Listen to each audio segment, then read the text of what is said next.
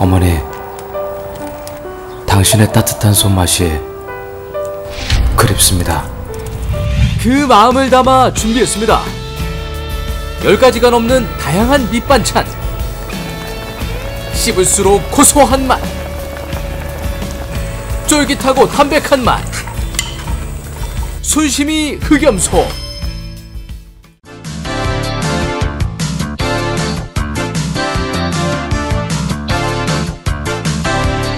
우리 지역의 뉴스 속 뉴스를 전해드리는 뉴스인 뉴스 인터넷 신문입니다. D2뉴스24의 류호진 대표 전화 연결돼 있습니다. 안녕하세요. 네, 안녕하세요. 어제 아침 세종시에서 총기 사망 사건이 있었는데 먼저 관련 소식 정리를 좀 해주시죠. 네, 어제 오전 8시 10분쯤에 이 세종시 금암리에 있는 한 편의점 주변에서 일어났는데요. 크게 보면은 옛 애인의 아버지와 오빠, 그리고 현재 그 옛 애인의 동거남 이렇게 3명을 쏴서 숨지게 하고 범인도 자살하는 이 사건이었습니다. 순서대로 보면은 이 강모 씨, 경기도 수원에 사는 강모 씨가 출근을 위해서 차량에 타던 그 옛 애인의 이 오빠죠. 이 김모 씨 머리 부위를 이 엽총으로 쐈고요. 이어서 한 50m 가량 떨어진 이 애인의 그 아버지 집으로 가서 식사 중인 아버지 김 씨를 또 쐈고요. 그리고 다시 이 편의점에 들어가서 현재 이 애인의 동거남을 향해서 엽총을 쐈는데 강모 씨는 이 편의점에 신호를 뿌린 뒤에 불을 지르고 달아났다가 다시 잡혔습니다. 잡힌 게 아니라 그 자살. 네, 그렇죠. 네, 그렇습니다. 네. 이 동네 주민들은 공포의 시간을 보냈다고 하는데요. 네, 사실 8시 10분부터 이제 시작이 돼서 이 숨진 이 강모 씨가 확인이 된 게 10시 정도까지니까 한 2시간 정도는 사실 상당히 불안에 좀 떠는 상황이었는데요. 이날 오전 10시 6분쯤에 사건 장소에서 4km 가량 떨어진 금강변에서 머리에 총상을 입고 숨진 채 발견됐는데 경찰은 스스로 목숨을 끊은 것으로 지금 보고 있습니다. 범행 동기가 드러나고 있죠. 네, 그렇습니다. 여러 얘기가 나오지만 우선 어제 세종경찰서장이 관련해서 브리핑을 했는데요. 피의자는 전 동거녀의 가족하고 이 재산 다툼 문제로 양심을 품고 범행을 한 것으로 보고 있습니다. 숨진 3명이 지금 동거녀였던 이 김모 씨의 아버지, 오빠, 또 현재 동거남인데 1년 6개월 전에 이 범인과 이 강모 씨하고 헤어진 것으로 지금 확인이 되고 있습니다.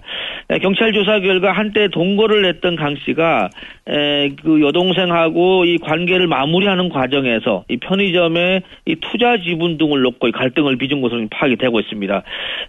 돈 거래를 문제를 비롯해갖고 결국은 이 김 씨 여동생과의 틀어진 관계가 이 범행의 원인이다, 이렇게 지금 분석이 되고 있습니다. 한때 이 여동생 행방이 알려지지 않아서 여러 추측들이 나왔었는데 화는 피했다면서요? 네, 그렇습니다. 지금 이 화를 피했는데 사실 연락이 그러니까 안 된다 해서 여러 가지 추측이 나왔는데요. 확인한 결과 경기도 평택으로 가서 개모임에 참석을 했다고 합니다. 그래서 화를 면했는데 평소에는 이 여동생이 가족들과 같이 생활했었고요. 또 이번에 사망한 현재 동거남 송 씨하고도 편의점을 같이 운영한 것으로 전해졌는데 결국은 일부러 이 사건 현장을 피한 것은 아닌 것 같다, 이렇게 경찰은 지금 설명을 하고 있습니다.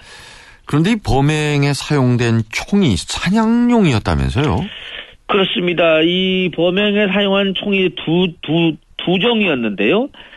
이날 오전 6시 25분쯤에 공주경찰서 신관지구대에서 출고를 한 것으로 조사가 됐습니다. 이탈리아제 그리고 미국제 엽총이었다고 하는데 이 총은 지난 23일 날 오후에 이 신관지구대에다가 입정을 시켰다가 이날 아침에 출고를 해서 이 범행에 사용한 것으로 좀 확인이 되고 있습니다. 예. 이번 사건으로 총기 관리에 대한 지적들이 또 나오고 있는데요. 네, 그렇습니다. 지금 이 범인이 쓴 총이 거의 한 발에 지금 한 명씩 지금 살해되는 일이 지금 벌어졌는데 너무 지금 이것이 이 사냥용 엽총이 살인도구로 이용되다 보니까 총기 관리가 좀 강화돼야 되는 것이 아니냐 이런 얘기가 지금 나오고 있습니다. 범인 강 씨가 이 전날 입고했다가 가져나온 엽총은 아까 말씀드린 대로 사냥용인데요. 이 네 명이 숨지는데 5발 정도밖에 지금 사용이 되지 않았습니다. 그만큼 위력이 크다는 얘기인데 이러다 보니까 사고의 위험성이 늘 있고요. 사실 지난 2013년도에도 천안에서 이 40대 이 성폭행 수배자가 엽총을 훔쳐서 이 도심 항복판에서 이 총격전을 벌인 일도 있었고요. 또 같은 해 4월 달에는 천안에서 이 아내의 내연남을 공기총으로 살해한 경우도 있었는데 아무튼 이런 사고가 계속 이어지다 보니까는 여기에 대한 경각심이 지금 일으켜지는 것 같습니다. 네. 제1회 전국 동시 조합장 선거 후보 등록이 어제 마감됐지요? 네, 그렇습니다. 이 선거는 오는 3월 11일에 치러지게 되는데 어제 후보 등록을 마감한 결과 이 대전, 세종, 충남 지역에는 175개 조합에 모두 이 476명이 출사표를 던져서 평균 2.72대 1의 경쟁률을 보였습니다. 대전 같은 경우는 15개 조합이 있는데요. 여기에 55명이 입후보에서 3.7대 1의 경쟁률을 보였고요. 세종에는 9개 조합에 25명이 등록해서 2.8대 1. 그리고 충남에는 151개 조합에 396명이 등록해서 2.6대 1을 보였는데요. 논산 상월농협하고 당진의 신평농협이 이 7대 1 가장 이 경쟁률이 높았고 대전 같은 경우는 산내농협하고요. 이 남대전 농협에 6명의 후보가 출마를 했습니다. 이분들 그 선거운동은 어떻게 하는 겁니까? 네, 선거운동은 이제 오늘부터 선거 전날인 다음 달 10일까지인데요. 공직선거하고는 다르게 후보자 혼자만 선거운동을 할 수가 있겠습니다. 선거운동도 전화통화라든지 아니면은 조합원들에게 문자 메시지를 발송한다든지 또는 조합의 홈페이지에다가 글을 올린다든지 이런 방법으로 지금 선거운동이 지금 가능하다 이렇게 밝히고 있습니다. 그리고 사랑의 동전 모기로 시교육청이 꼭 꽤 많은 액수를 기부했네요. 네, 그렇습니다. 이 봉사단체인 그 월드비전하고 같이 사랑의 동전 모기 캠페인을 벌였는데 모두 1억 6,800만 원이 거쳤다고 합니다. 2013년 7월부터 이 캠페인이 시작됐는데요. 아무튼 자발적인 어떤 굶주림 체험도 했고요. 학생들이 또 지구촌의 이웃으로서 이 고통을 함께 나누고 이런 의미에서 이제 저금통에 동전을 모았는데 여기 이벤트에는 이 대전 지역의 어린이집하고 147개 초중 고등학교가 참여를 했는데 제가 앞서 말씀드린 대로 1억 6,800만 원이 모금이 됐고요. 이 가운데 5천만 원은 어제 지역에 있는 지원 사업비라고 해서 교육청에 전달이 됐습니다. 그리고 대전에서 잇따라 축구 경기 A매치가 예정돼 있죠? 네, 그렇습니다. 대전의 축구 팬들 좀 기대가 클 것 같은데요. 올 상반기 중에 2경기가 예정돼 있습니다. 우선은 국가대표 이 축구팀 간의 경기인데 오는 3월 27일 오후 8시에 대전 월드컵 경기장에서 우즈베키스탄하고 친선 경기를 치를 예정입니다. 우즈베키스탄하고는 전적이 9승 2무 1패로 우리나라가 우위를 좀 점하고 있다고 합니다. 그리고 4월 8일인데요. 여자 국가대표팀이 이 같은 장소에서 러시아하고 일전을 벌이는데 이 여자 경기 같은 경우는 오는 6월부터 시작되는 그 캐나다 여자 월드컵 경기가 있는데 여기에 이 국가대표 경기력 향상을 위한 평가전이라고 합니다. 대전 원도심의 근대문화유산 활용 계획이 발표됐던데요. 네, 어제 대전시가 원도심 활성화 차원에서 이 도시 재생 사업에 대한 프로젝트를 발표했는데 핵심은 근대문화유산을 적극적으로 활용하자는 것이 골자입니다. 우선은 우리 지역에 보면 전국에서 유일하게 행정기관 관사가 밀집된 이 대흥동 관사촌이 있는데요. 이 대흥동 관사촌 가운데 1호인 그 도지사 공간을 우선 근대문화 전시관으로 바꾸고요. 2호부터 10호 관사를 이 문화예술촌으로 꾸미기로 했습니다. 그래서 이것을 위해서 올 상반기 중에 76억 정도를 들여서 이 관사촌을 매입을 추진키로 했습니다. 요즘 젊은 친구들이 또 군산을 많이 간다고 하는데 군산 뭐가 좋느냐 물어보니까 근대 유산이 많죠. 예.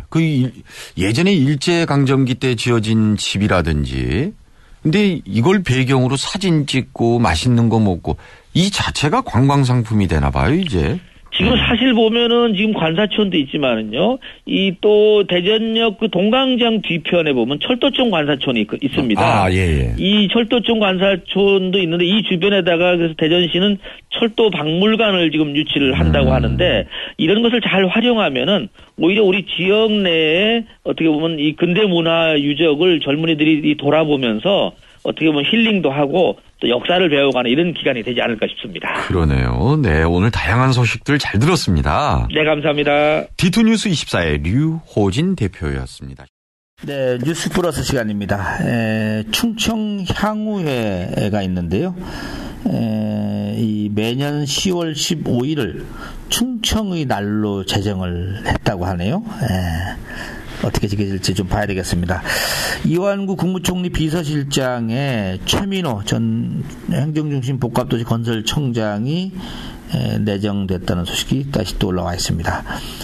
이해찬 의원, 이 총리 출신이죠. 어제 국회 대정부의 질문 시간에서 이제 이완구 국무총리를 대상으로 질문을 했는데 총선 불출마 결단을 밝혀라 이렇게 압박을 했던가 봅니다. 여기에 대해서 이완구 총리는 적절한 때 입장을 밝히겠다 이렇게 입장을 내놨네요.